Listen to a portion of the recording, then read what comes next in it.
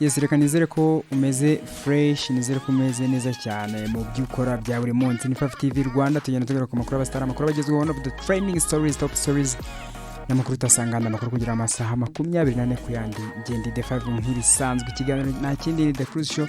Tugenda tugaruka ku myidagaduro muri rusange, no tugenda twibanda cyane tuvuga ku iterambere ry'umuziki cyangwa se ikiba kigezweho mu muziki nyarwanda, ariko nanone tugenda tumenya byinshi cyane ku bastari bacu cyangwa se bano bahanzi bacu. Si umuziki gusa, even abakora film, abakora showbiz yindi related n'imyidagaduro, nabyo tugenda tubigaruka. So uyu munsi ngira ngo hagisaga nisaga imaze iminsi nabonye yamaze gufata indi ntera. Saga navuga ko yamaze kugira urundi rwego. Ni saga ya Miss Muheto, yajemo abantu benshi cyane kabisa bayikomantaho. So Miss Muheto ngira ngo hari inzoga yakozwe mu buryo buri indirect, bashiraho umukobwa ariko ubona ko hari related cyane biturutse ku izina ryakoreshejwe n'ishusho yakoreshejwe.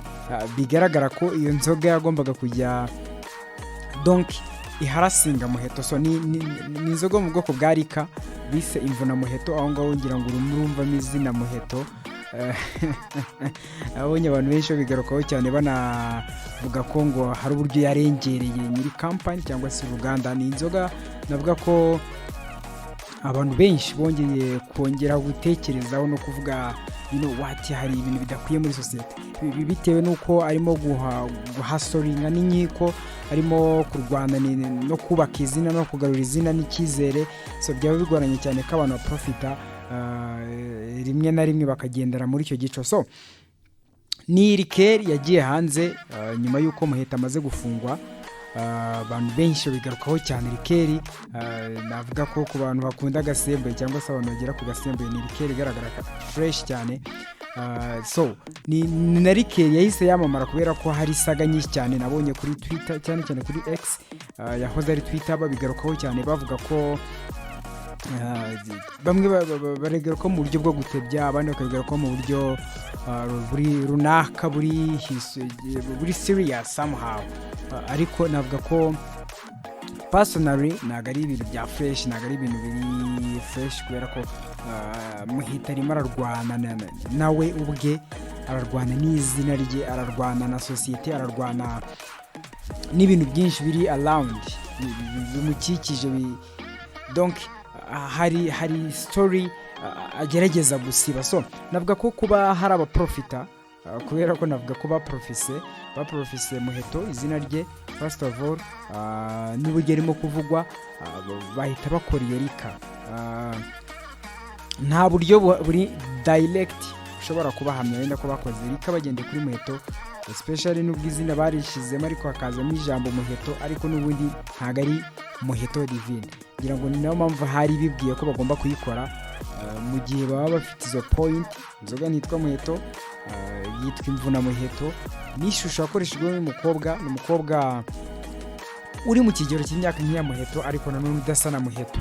So byumvikana ko byagorana cyane. hari indi nabonye bagiye bashiraho ifoto ya Muheto divine, gusa sindamenye ibyayo. So ni divine Muheto nyuma yasaga nyinshi cyane, byagiye binagarukaho cyane, abantu benshi banabigarukaho.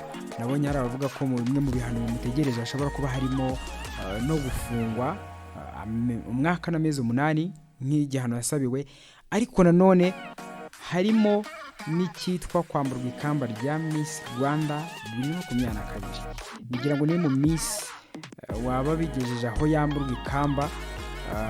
Niba nibuka neza undi byigeze kuba byajya muri process, gusa birangira bidakunze, maybe ko yari yatewe inda kandi Miss abagomba kurangiza ikamba ntanda. So yari yatewe inda, biza kuvugwa ko ari buze kuryamburwa ariko birangira bitabaye. So ngira ngo kuri Muheto byaba ari ikintu kidasanzwe kubera ko Miss ari platform nini cyane abona kwitwa Miss Rwanda.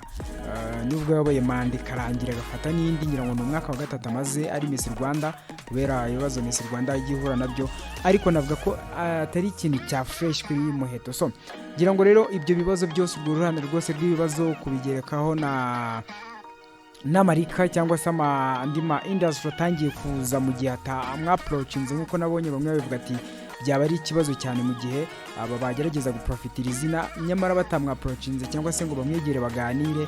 Byaba ari ikintu gihangayikishe cyane, kinateye inkeke cyane cyane kuri Miss Rwanda, cyane cyane nanone ku gitsina gore. Ngira ngo ari abantu bahise bihuza na feminisme nayo idasanzwe muri iyi minsi irimo iravugisha abantu. Hari abantu bahise bihuza n'iyo feminisme, abandi babihuza nuko bamufatiranyije kuba ari mu nkiko, hakenerwa ubuvugizi. Ngira ngo biracyari muri process, gusa navuga ko nta gihamya na evidence hari, ariko ni ibintu biba bigaragara, donc utaprovinga ariko bihari bigaragara. So kuri Muheto navuga ko ni ibihe bitari byiza arimo kunyuramo, bihe bigoranye cyane, bihe biri tough, somehow tough, biri complicated. Ngira ngo ni nyuma ya outbreak yuko yasinze akanagongana, nabonye hari abantu batangira gukora indirimbo za AI, zino ndirimbo za artificial intelligence zikorwa n'amarobot, aho usanga bamwe bagerageza kwigana imiririmbire ye, kwigana donc gukora indirimbo ishingiye kuri event. Nabyo bisa nka kind of harassing, kubera ko niyo ari imyidagaduro, ariko tuba dukwiye kugira uburyo dukoramo imyidagaduro ku buryo hatagira umuntu runaka wangirika cyangwa se ngo hagire umuntu runaka ube waba harassed. So ngira ngo nicyo nagarukaho uyu munsi kuri Divine Muheto. Mu by'ukuri utorohewe, ukomeje no guhura n'ibintu bitari byiza cyane muri iyi minsi, ukomeje kugenda agongana n'ibintu byinshi cyane. So Fyve-tvrwanda tugenda tugaruka amakuru n'ibirori, amakuru agezweho, one of the training stories, amakuru utasangana ngo Jabless.